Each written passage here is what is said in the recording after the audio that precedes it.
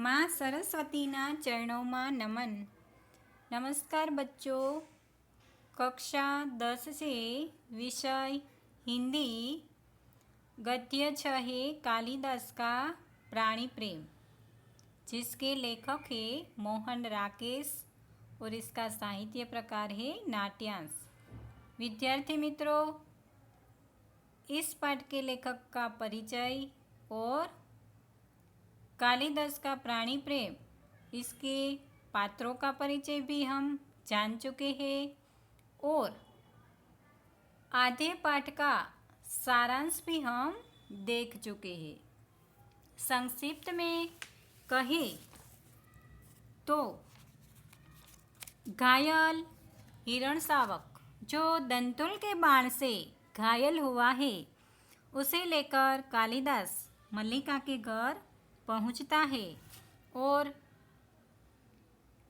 इसके साथ एक बालक की तरह बातें करते हैं कालिदास और हिरणसावक को सांत्वना देते हैं, उसे धीरज बंधाते हैं और मल्लिका के घर वह हिरणसावक को दूध पिलाते हैं, जिससे उसे राहत मिले।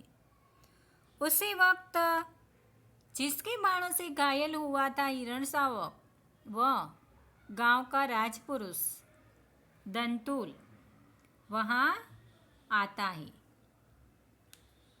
और कहता है कि हिरणसावक को दूध पिलाकर क्या तुम इसके मांस को और भी कोमल कर देना चाहते हो। यहाँ तक का पाठ हम आगे वीडियो में समझ चुके हैं। अब हम आगे देखें।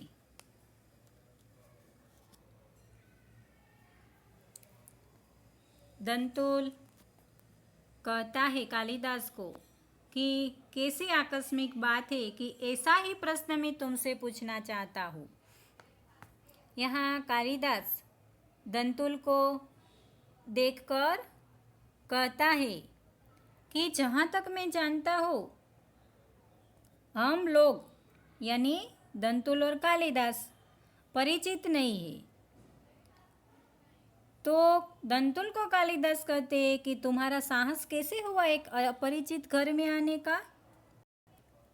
तब दंतुल भी मल्लिका की ओर देखता है और कालिदास की ओर देखता है, फिर कहता है कि कैसी आकस्मिक बात है कि ऐसा ही प्रश्न मैं तुमसे पूछना चाहता हूँ। हमारा कभी का परिचय नहीं, फिर भी मेरे बाण से आहत हरिण को उठा ले आने में तुम्हें संकोच नहीं हुआ। दंतुल भी ऐसा कहता है कालिदास को, फिर मैं भी यही कहता हूँ कि मैं भी तुम्हें नहीं जानता, तुम मुझे नहीं जानते, हम दोनों अपरिचित थे। फिर भी मेरे बाणों से एक घायल हुआ है हिरणसावक, उसे तुम क्यों उठा लाए? तुम्हें संकोच नहीं हुआ उसे उठाने में?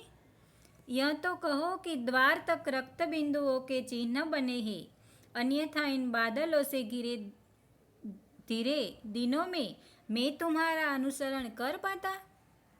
अनुसरण यानी पीछे पीछे चलना। दंतुल कालिदास को कहते हैं कि हिरणसावक के रक्त बिंदुओं के चिन्ह यहाँ द्वार तक थे। उसका अनुसरण करते करते दंतुल कालिदास जहाँ गया वहाँ मल्लिका के घर पहुँचता है, क्योंकि कालिदास जब हिरणसावक को लेकर जा रहे थे तब उसके शरीर से लहू टपक रहा था। तो यह रक्त बिंदुओं के जो चिन्ह थे उनके माध्यम से दंतुल मल्लिका के घर पहुँचता है, उसका अनुसरण कर पाता है। कालिदास कहते हैं, देख रहा हूँ कि तुम इस प्रदेश के निवासी नहीं हो। दंतुल व्यंग्यात्मक हंसी हंसता है। जब कालिदास दंतुल को देखते हैं तो कहते हैं कि मुझे लगता है कि तुम इस देश के निवासी नहीं हो। तब दंतुल को व्यंग्यात्मक हंसी आती है।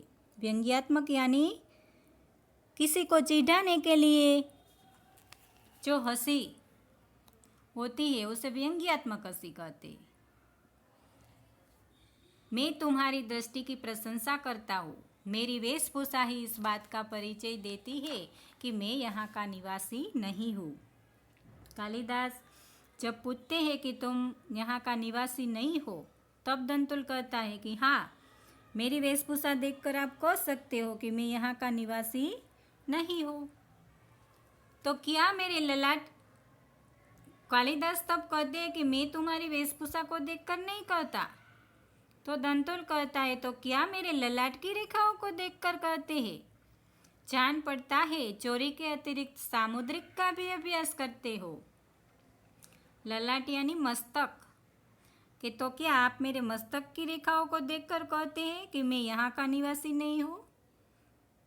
दंतुल कहता है कि तुम तो चोरी के अतिरिक्त, चोरी के सिवा सामुद्रिक, सामुद्रिक यानी हस्तरेखा की विद्या, ज्योतिष, उसका भी अभ्यास करते हो। एक तो दंतुल कालिदास पर चोरी का लांछन लगाता है कि मेरे बाण से घायल हिरण शावक को आपने लेकर चोरी की है। मल्लिका को ऐसा सुनकर दुख होता है, वह चोट खाई सी आगे आती है और कहती है दंतुल को कि तुम्हें ऐसा लांछन लगाते लज्जा नहीं आती, कि ऐसा लांछन तुम इस पर लगा रहे हो तो तुम्हें लज्जा नहीं आती। तब दंतुल कहता है कि क्षमा चाहता हूँ देवी, परंतु यह हरिण शावक जिसे बाहों में लिए है मेरे बाण से आहत हुआ है, इसलिए मेरी संपत्ति है, मेरी संपत्ति मुझे लौटा तो देंगी। यहाँ दंतुल ऐसा कहता है कि यह हिरण शावक जो है वह मेरे बाण से घायल हुआ है, इसलिए इस पर मेरा अधिकार है, यह मेरी संपत्ति है। तो वह मल्लिका को पूछता है कि मेरी जो संपत्ति है वह मुझे लौटा तो देगी।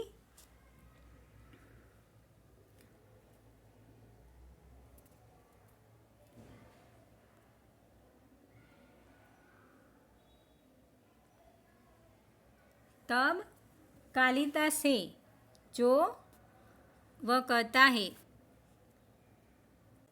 कि इस प्रदेश में हरिणों का आखेट नहीं होता राजपुरुष, आखेट यानी शिकार।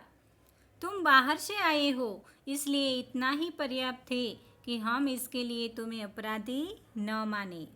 कालिदास दंतुल को कहते हैं कि जिस क्षेत्र में हरिण शावक का आखेट किया था उस क्षेत्र में हिरणों का आखेट करना मना था। राजपुरुष दंतुल को कहते हैं कि तुम बाहर से आए हो, यहाँ के नहीं हो, इसलिए तुम्हें यहाँ के नियम की जानकारी नहीं थी, इसलिए इतना ही पर्याप्त है कि हम तुम्हें अपराधी न माने। तब दंतुल कहते हैं कि तो राजपुरुष के अपराध का निर्णय गांववासी करेंगे। ग्रामीण युवक अपराध और न्याय का शब्दार्थ भी जानते हो। कालिदास कहते हैं कि शब्द और अर्थ राजपुरुषों की संपत्ति है, जानकर आश्चर्य हुआ। यहाँ कालिदास और दंतुल के बीच जो संवाद होता है उसमें कालिदास दंतुल को जुर्म के लिए अपराधी नहीं मानते, फिर भी दंतुल कहता है कि अपराध का निर्णय क्या तुम्हारे जैसे ग्रामीण लोग करेंगे। और वह ऐसा भी कहता है कि वह तो राजपुरुषों के लंबे अधिकार की गोंस जमाता है और हरिण शावक को अपनी संपत्ति बताता है और कहता है कि यह मुझे दे दो। इस समझदार व्यक्ति जान पड़ते हो, फिर भी नहीं जानते कि राजपुरुषों के अधिकार बहुत दूर तक आते हैं। मुझे देर हो रही है, यह हरिण शावक मुझे दे दो। राजपुरुषों के अधिकार की बात करता है और अपनी संपत्ति समझकर हरिण शावक को वापस देने के लिए कहता है। तब कालिदास कहता है कि यह हरिण शावक इस पार्वतीय भूमि की संपत्ति है राजपुरुष, और इसी पार्वतीय भूमि के निवासी हम इसके सजातीय है। तुम यह सोचकर भूल कर रहे हो कि हम इसे तुम्हारे हाथ में सौंप देंगे। मल्लिका इसे अंदर ले जाकर तल्प पर या किसी आस्तरण पर, और अंबिका हिरण शावक को अंदर ले जाती है।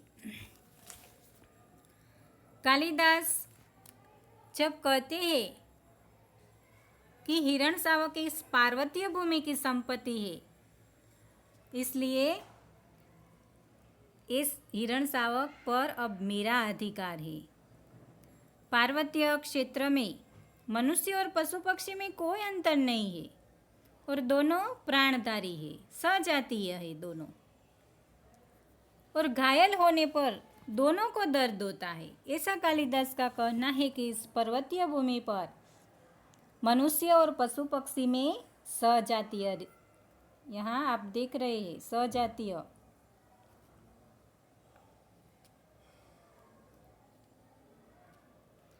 कालिदास कहते हैं कि इसी पार्वतीय भूमि के निवासी हम सजातीय है, यानी पर्वतीय भूमि में मनुष्य और पशु पक्षी में कोई अंतर नहीं, सजातीय रिश्ता है।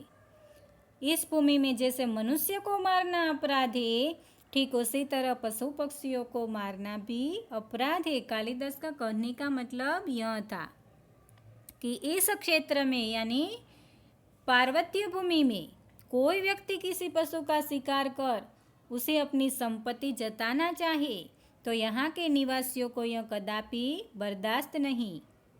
इसलिए कालिदास राजपुरुष दंतुल से कहते हैं कि यह हिरण शावक पार्वतीय भूमि की संपत्ति है, और इसी पार्वतीय भूमि के निवासी हम इसके सजातीय है। और बाद में कालिदास हिरण शावक को अंदर ले जाने के लिए कहते हैं, तब अंबिका हिरण शावक को अंदर ले जाती है।